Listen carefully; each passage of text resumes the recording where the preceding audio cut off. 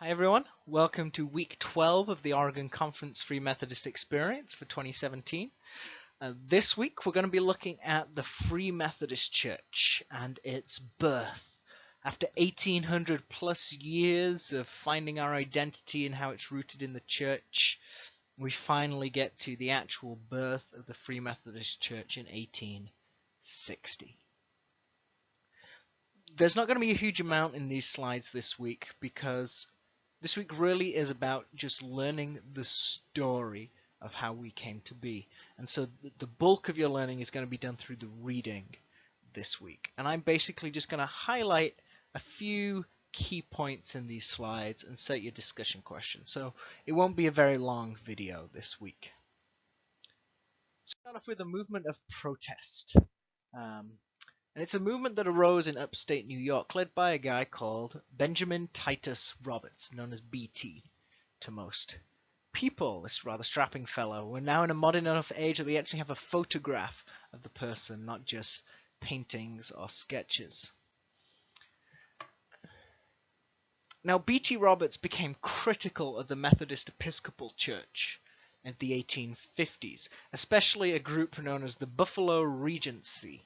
This was the ecclesial authorities of the Methodist Episcopal Church in an area called the Genesee Conference, upstate New York, to those of you that don't know the conference layouts for the United States. And what happened in this conference was there was a group of reformers, often known as the Nazarite School, and then there was the Buffalo Regency, which was like the ingrained leadership who didn't want anything to change. And there starts being a conflict between them. And B.T. Roberts and his followers especially emphasized the following critiques of the Buffalo Regency, of the ruling elite of the Methodist Episcopal Church in the 1850s. They say they've become theologically wobbly and that they've combined regeneration, the transforming into new life, and sanctification, the transformation into grace, into Christ, into just one experience. The pursuit of holiness, in other words, the pursuit of perfection after new life, after regeneration, is forgotten about. They've become very reformed in that respect, and that it's about coming to faith. In that moment you're regenerated, and then we wait until we're dead. The whole pursuit of perfection piece is lost. He also starts attacking the distrust of Christian experience, something that was a key part of Wesley's hermeneutic, if you remember: scripture, reason, tradition, experience.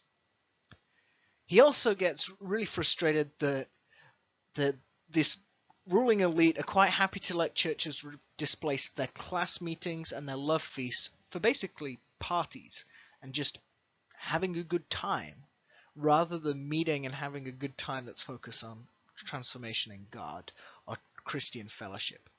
Basically now there's just wild parties being thrown and there's no God in there. And it really, really offends the simplistic bit of Wesleyanism, that wanting to live simply so that we can give more to others around us rather than investing and wasting money on ourselves. On a similar line, the stewardship piece, he gets really annoyed that, one, the Methodists now begin to spend extortionate amounts on building really elaborate churches. Now, Methodist chapels had always been really simple buildings, basically a square with maybe, or a rectangle, single room, maybe a second room, a church hall off the side, and some bathrooms, and maybe it. But they've begun to get really elaborate, really decorative, lots of decorative pieces put on the outside of buildings. And then they'd started renting out pews, especially the good pews. It meant if you were poor and you couldn't afford a pew rent, you were left standing at the back. And B.T. Roberts really just thought that kind of segregation based on income was just not in keeping with the gospel message, because people who were created equal under God were being treated differently within the church. And so there'd be all these poor people stood at the back, even if the rich families hadn't come that week. Because they paid for their pew, it had to be kept empty for them. So these poor people were being kept standing at the back of the church. or out in the cold. He also critiqued the way the Buffalo Regency was beginning to encourage adornment of gold, costly apparel. They were going to dress nicely, wear lots of fine, expensive jewelry. And again, he attacked them. That's not the simplicity of Wesleyan, of Methodist living, that says we should invest less in ourselves and more in others. He also got really annoyed at the support of slavery. The Methodist Church at this time, the Episcopal Methodist Church, had really become just completely anemic on the front of slavery, and in fact there were a lot of clergy who owned slaves.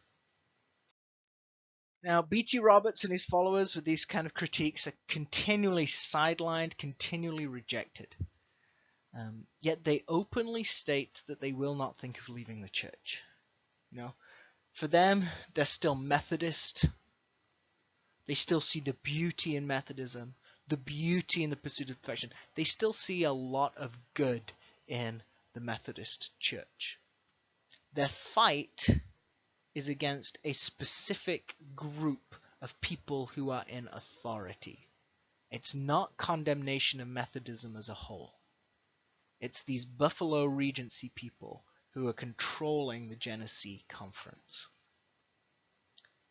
And so they openly state that they will not think of leaving the church. But eventually the conference expels them. Okay? After the 1860 General Conference of the Methodist Episcopal Church, these Buffalo Regency used their power, used their weight to get B.T. Roberts and his followers expelled from the wider church. And so these followers of B.T. Roberts come together at Pekin in upstate New York on August the 23rd, 1860, to form the Free Methodist Church. And they form it on the basis of the doctrines and practices of early Methodism restored. I want you to remember that line. The doctrines and practices of early Methodism restored. Equal representation of lay and ordained, and no slaveholding, and also no connection with secret or oath-bound societies. There'd been a lot of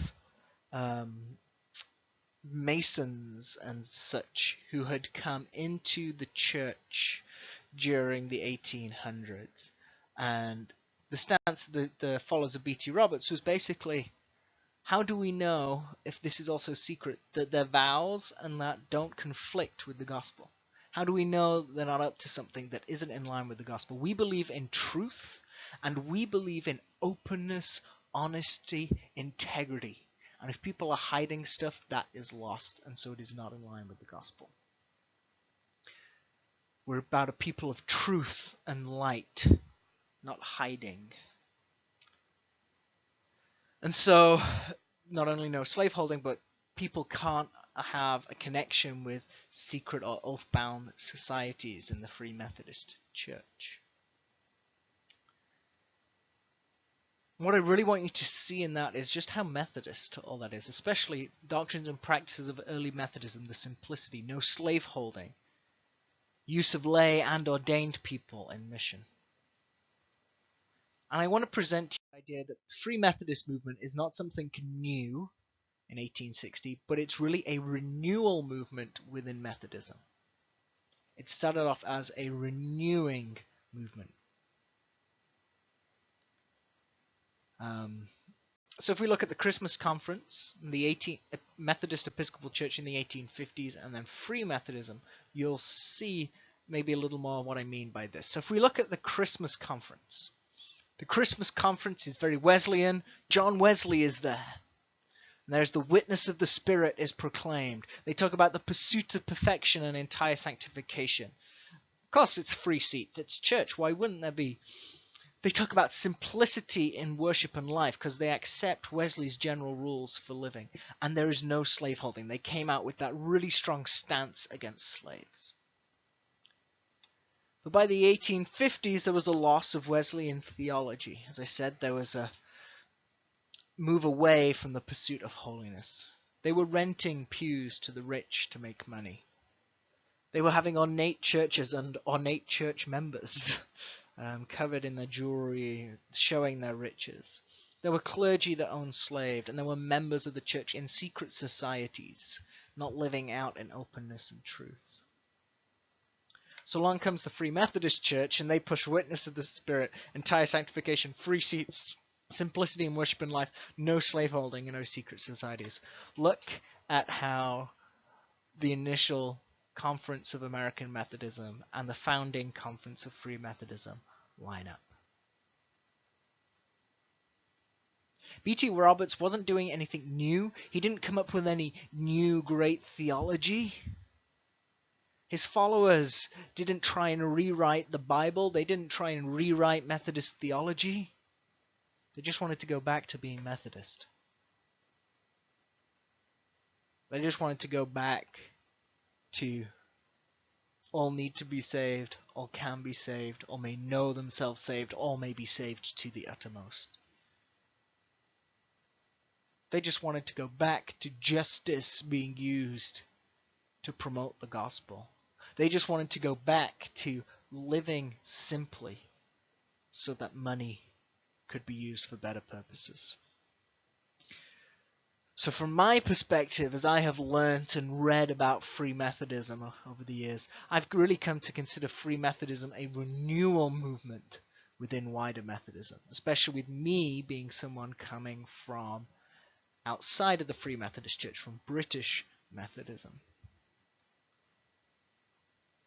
But I'll let you make up your own opinion on that. This is my interpretation of the story that you are going to engage with this week, and I just shared a little bit with you.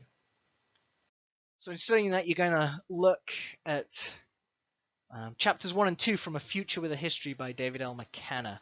Has a lot to do with Seattle Pacific.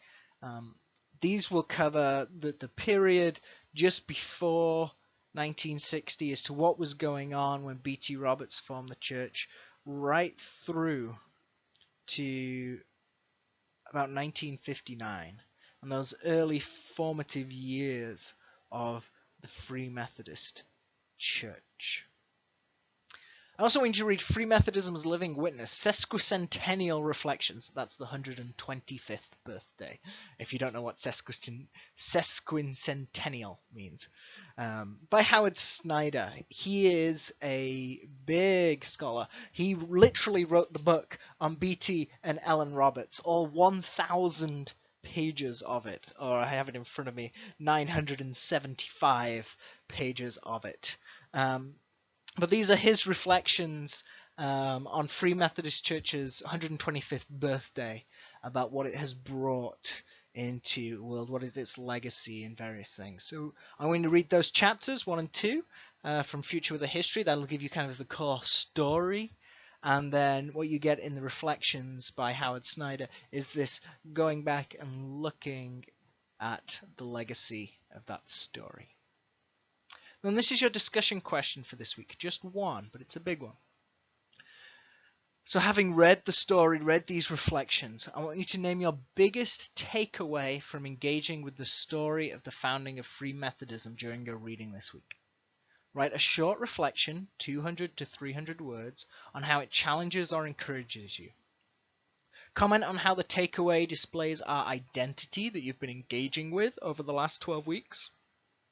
And also mention how it is relevant to our ministry contexts today. So that's it for the video for this week. Enjoy your reading, and I will see you online. Bye.